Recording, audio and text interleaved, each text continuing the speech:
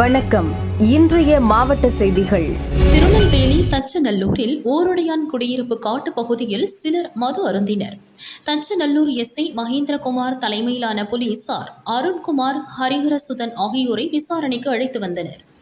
அவர்களிடம் கஞ்சா மற்றும் அரிவாள் வைத்திருந்ததால் கைது செய்து சிறையில் அடைத்தனர். போலீஸை பழிவாங்க அருண்குமாரின் தம்பி ராஜவல்லிபுரம் அஜித்குமார் வயது 30, ராஜவல்லிபுரம் பெருமாள் வயது 27, கிருஷ்ணபெருமாள் வயது 19, வல்லவன்கோட்டை அருண், சரண் ஆகிய 5 பேரும் சேர்ந்து பகலில் தச்சநல்லூர் போலீஸ் ஸ்டேஷன் முன்புள்ள கோவில் வளாகத்தின் மீது பெட்ரோல் குண்டுகளை வீசி சென்றனர். திருநெல்வேலி மதுரை ரோட்டில் கரையிருப்பு பகுதியில் சோதனை சாவடி அருகே இருந்த தடுப்பு இரும்பு பலகைகள் மீதும் குண்டு வீசினர். மானூர் ரோடு தென்கலத்தில் வெடிகுண்டுகளை வீசி சென்றனர். அடுத்தடுத்து 3 சம்பவங்கள் குறித்து கமிஷனர் சந்தோஷ் ஹதிமணி, துணை கமிஷனர் பிரசன்னகுமார் தலைமையில் குற்றவாளிகளை தேடி வருகின்றனர்.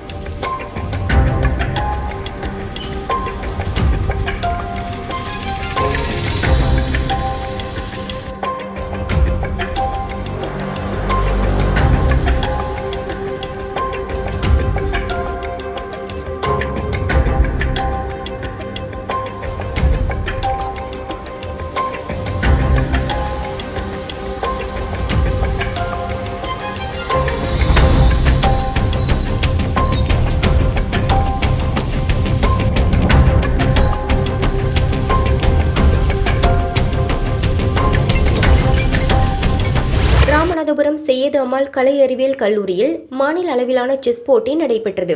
தமிழ்நாடு பள்ளி கல்வித்துறை சார்பில் போட்டி நடத்தப்படுகிறது.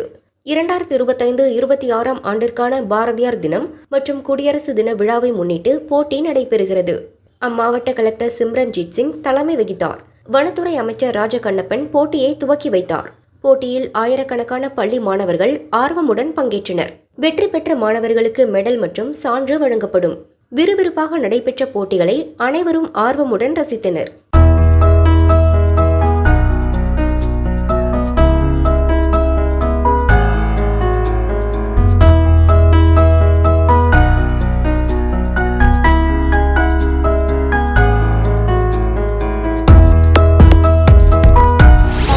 மாநில தலைவர் நயினார் நாகேந்திரன் தமிழகம் தலைநிமிர தமிழனின் பயணம் என்ற தேர்தல் பிரச்சார பயணத்தை மதுரையில் இன்று தொடங்குகிறார்.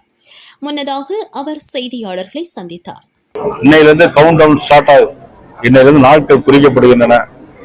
திமுக ஆட்சியின் நாட்கள் குறைக்கப்படுகிறது. அந்த ஆட்சியினுடைய அலங்கோலம் எல்லாமே மத்திய அரசு கொடுக்கிற திட்டங்கள்.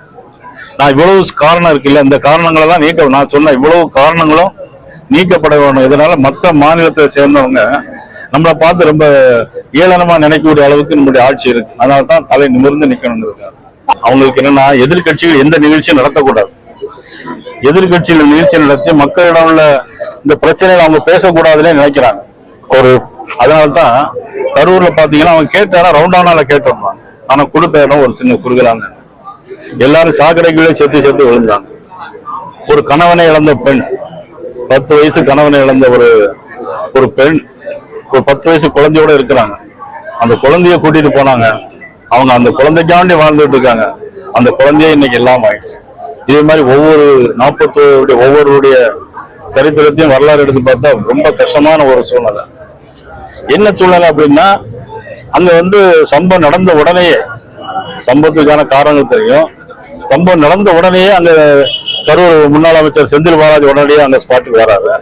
அவரு வரதுக்கு முன்னாடி ஆம்புலன்ஸ் எல்லாம் வருது. பாத்தீங்கன்னா நிறைய ரவுடிகள் இருந்த முன்னாக்க கையில எல்லாத்தையும் பிளேடு வச்சு கீச்சிருக்கிறாங்க. பெண்கள் எல்லாம் ரொம்ப மோசமான முறையில் நடத்திருக்காங்க அந்த நெருக்கல் சூழ்நிலை.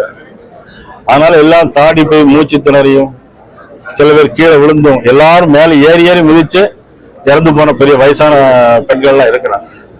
இவ்வளவு பெரிய மோசமான சூழ்நிலை காரணம் முழுக்க திமுக அரசாங்கம் தான். தொண்டர்களா சேருவதுதான் பெரிய ஒரு இயற்கையான ஒரு கூட்டணி. தாவேக்கு திண்டுக்கல் தெற்கு மாவட்ட செயலாளர் நிர்மல்குமார் சமூக வலைதளங்களில் நீதிபதி குறித்து அவதூறாக பதிவு செய்திருந்தார். இதுகுறித்து நத்தம் செந்துரை எஸ் குறும்பப்பட்டியை சேர்ந்த திமுக ஐடி விங் நிர்வாகி செல்வகுமார் நீதிபதியை தமிழக முதல்வருடன் இணைத்து விமர்சனம் செய்திருப்பதாக புகார் கூறினார். விசாரணை நடத்திய சாணார்பட்டி போலீசார் நிர்மல்குமாரை கைது செய்தனர்.